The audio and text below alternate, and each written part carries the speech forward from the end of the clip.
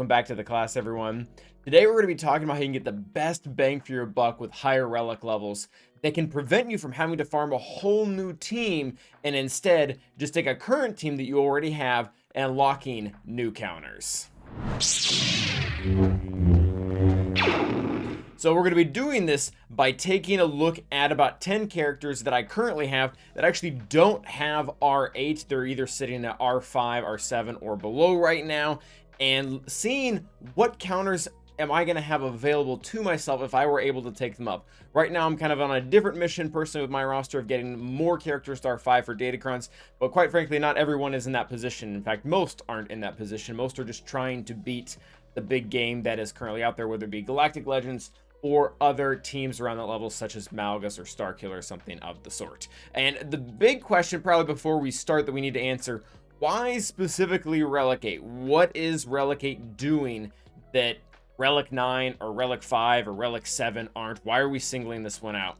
Well, when we start to look at the character specifically, this is the largest jump and mastery of any Relic level, which by the way doesn't even make 100% sense because it's more than Relic 9, and there was typically a progression going up, but for whatever reason Relic 7 is a 15 boost, whereas Relic 8 is a 15 boost, whereas Relic 8 is a 10 boost. So it does end up being a pretty big factor in that regard, where Relic 9 is much more specific. So getting in again to those 10 characters that can help boost up your teams. First off is going to be BT1. It is important that I want to mention here as well, BT1 is the most important relic on the Aphra team, even much more than Aphra. I realize that a lot of people out there right now have a Relic 7 Aphra and a Relic 5 BT1 because Aphra had a Datacron that was very important for a while. As you can see, I didn't unlock Aphra until after that, and I think many people are now starting to become into my position, and I think there's a bit of a temptation to say, hey, she's the leader, she's the legendary, she should probably be the higher relic level. No. You want BT1 because this is where all of your damage is coming from, and gosh, does his relic and mastery just give him every single thing he wants. He gets damage, he gets critical chance, but what I think is more important, this is going to come up with some other characters as well, is he's going to get armor penetration with this. Mine is currently sitting at Relic 5, I should probably have him Relic 7 or 8, but again, other goals.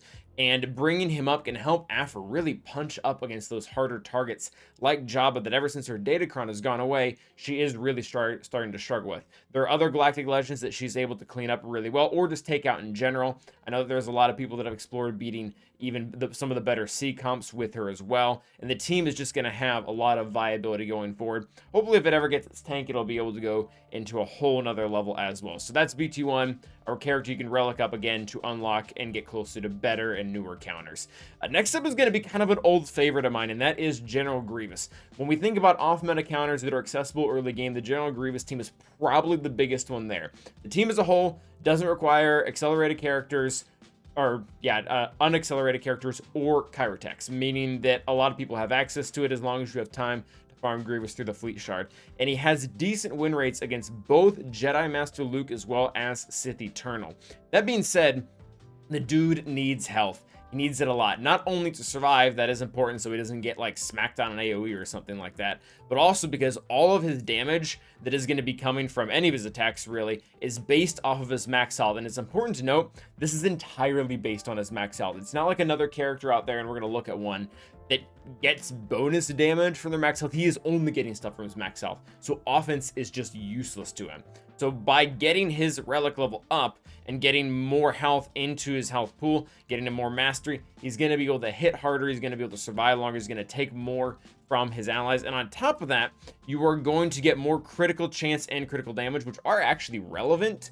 He does not get completely shafted on crit damage even though he's not using offense. The crit damage is just a multiplier. It'll multiply the damage of his attack regardless of it's coming from health or offense, or only health in General Grievous this case. So again, he's the damager. He's the one who's actually going to get the kill shot on the Galactic Legend or the really important units on the rest of the team. I personally used him a lot on Starkiller back when people used to leave that on defense a lot where I'm at, but for right now, he's just doing a lot of work against those other teams.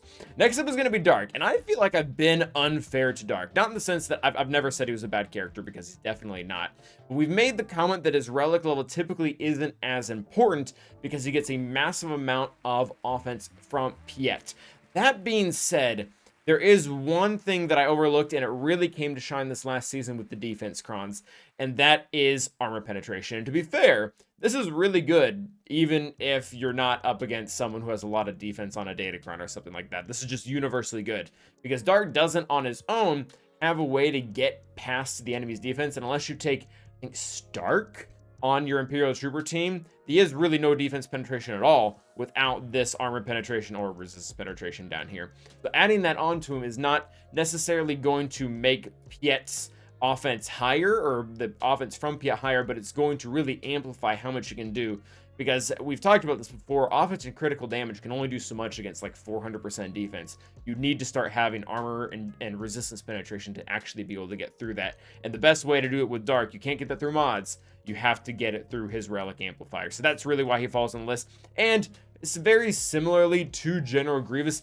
He has the opportunity to punch up against some really strong Galactic Legends if the circumstances are right. He has SLKR's number if Hux is not present or if Hux's unique is broken, as well as Lord Vader if there's some interaction out there that can either cleanse the team or be able to get out in front because of something else that's happening right now. Next up is going to be Fennec Shand. She falls in the same category as both Dark Trooper and Grievous, in the sense that she's going to be the one to get the kill shot on the Galactic Legends that she's going to be going against. And I do want to add one extra thing in here. She's not just damage, well, she is damage, but one of the things that's important about that as an attacker is she needs to survive. The majority of my failed attempts on Lord Vader aren't necessarily because I can't kill Maul or Thrawn quick enough, but it's because Lord Vader has enough damage to kill her on a basic. And one of the things that she gets in her kit when you take her up into higher relic levels is, yes, she gets more health and stuff like that, but she also gets more armor, which is going to help against most of the attacks in Lord Vader team. There are two in particular that are going to be able to avoid that, but just having her thicker overall, and the damage really doesn't hurt. Like, sure, she will take the 600 offense and be able to pummel Maul and kill him earlier, and then maybe because of that get a quicker kill onto Lord Vader before he can actually murk her. But yeah, it's one right now relic that I would really like to have that would facilitate that counter, but I wouldn't have to keep constantly cleaning up with troopers, but I guess that's what we're just doing right now. Next up is going to be 5. So this is one that I particularly don't use a ton, but I've heard both people in positions above me as well as below me are using a lot to take out either Malgus or kind of bad Ray comps. Again, this is going to depend on how much investment you're able to put into the 501st team. The reason why 5 is on here is he's not the character that's going to get the kill on the Galactic Legend or the really crucial character. That being said, his tactical awareness Zeta allows him to pass his max health, max protection, speed, and offense stats to all other 501st Trooper allies. So that's Echo, Arc, and Rex. This becomes a really big deal because all of this health, this protection, and this damage that he's going to be gaining from his next relic level, that gets passed on to those other 3 clones when he eats it. And even if you don't get the tactical awareness Zeta to work right, he's going to survive longer because he got the health, protection, and armor bonuses overall. So it just works really well into what the Gas 501st team is trying to do. And if you already have Lord Vader, you're working towards Lord Vader, or maybe just really like Gas, you probably already have him R8, and he is the more important on the team just so he sits as little as possible. But next on the list is going to be 5s, which again, as the theme of this video goes, I don't have, and I would very much like to have, to be able to use those new unlock counters that are more enabled to relicate. Next up is going to be Marin, and this one is super far off for the majority of players, including myself. She's only 5 stars right now. But there's a few reasons why I want her relicate. Number one, the Dathomir planet, I believe, requires her to be at least Relic 6, if not Relic 7. So she's going to have to be higher up on there in general if I want to be able to get two for my guild. In addition to that, this is really weird. They really engineered her to want to be exactly R8 if you want all of her kit to function properly, where she is going to gain an extra 10% chance to land Plague on the enemies for every single relic amplifier that she has. So if you leave her at like R3 or R5 or whatever is for a Datacron, or maybe even Gear 12, just to get Cal Kestis. This is like barely going to be able to be a thing. R8 pretty much seals it all the way up at 100%, adding in the 8 relic levels plus the 20 that she already has. And quite frankly, what she's currently doing against Jabba, they're not really able to one-shot, but they're able to kill most of Jabba's team. And it's nice to have her to have more, both have more damage and to survive longer. You can get 2 of the other characters to die before and kind of get the whole Death Storm thing going with the Night Sisters team. This one is going to be a minute for me. Most of my Night Sisters aren't even at relics. I think only, in fact, Doc is, but nonetheless, it is an R8 that I would really like to have. Next up is going to be Lobster, and he has advanced since the last time we made one of these videos. He's up to R7, and that's really thanks to Leviathan as a requirement. And I do say, I do like having him at R7, but this is a character that just needs everything that's going into this. He needs the armor penetration, he needs the crit chance, and he needs the damage. Typically, first order characters don't care that much about crit chance because they're constantly living with advantage due to the whole team's mechanics. Sith Trooper is like the only one that really wants it, because if he's assisting every single turn, he's never gonna really have an advantage. He's gonna get to go once, and then it's gone, and then Crew's gonna call him to assist, and then Hux is gonna call him to assist, and then SLKR is gonna call him to assist, and he's gonna want to crit every single one of those times to get the maximum damage he can get. He has a ton of crit damage naturally worked into his kit, whether it's through a lead, his uniques, or other uniques from, I guess, TIE Fighter Pilot, as First Order TIE Fighter Pilot's Omicron as well. So just a lot going there, and he does have the capability, at least in 3s, to take out Starkiller if you're using Hux, as well as the First Order TIE Fighter Pilot Omicron as well. That is a pretty big mouthful, and that is reliant a lot on Sith Troopers damage, and R5 will really struggle with it, where if you're using an R8, you're gonna have a much better time with all those added bonuses. And he does now have a ship, and I know I'm pretty against saying, oh, but he has a ship, but it's actually a relevant ship. It's in a meta fleet. I realize it's not the best thing out there right now, but it's either going to get fixed and or buffed. We all know it's going to be. And it is one of the damage dealers on that team, so I think it's going to be able to help that too. And it has a great motivation for ground.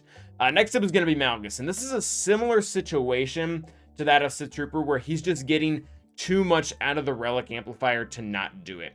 Not only is he getting more survivability as a tank, which is fantastic, and armor as well, but once again increasing his health.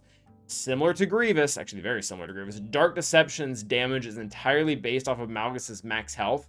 So you're not only becoming tankier, but you're also going to hit harder.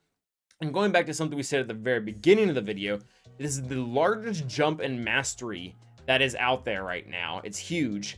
And Malgus has one of the few leadership abilities where he gets a bonus based off of mastery as well, so you're going to be getting a larger chunk of that. It's actually one of the reasons why our Knight on Darth Revan and Malak was a huge blessing, while it is very expensive. Those are 2 characters that it's really nice to have higher relics on, and Malgus fits in there, the Sphere Inch, the same way, because he's getting to take advantage of his lead as well, and gain a bigger bump because of that. He's just in the realm of the endgame meta. He's very good at not only stopping the lesser teams, but also even fighting against some Galactic Legends.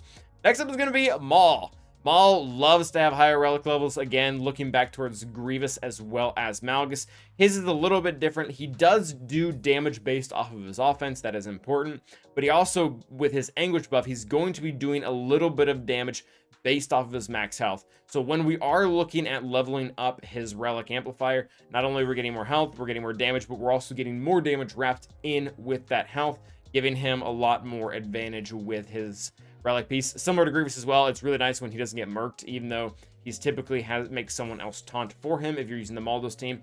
And this is, again, even if you're not using him on a Mandalorian team, Lord Vader is also giving boosted mastery to his entire team, so he gets to take advantage, again, another way in that regard. And he falls into the same category, similar to Grievous, similar to Fennec, similar to BT1, where he has opportunities within the Mandalorian team to punch up and beat out really strong Galactic Legends like C or JML, but having as much damage as possible is going to be really helpful with that.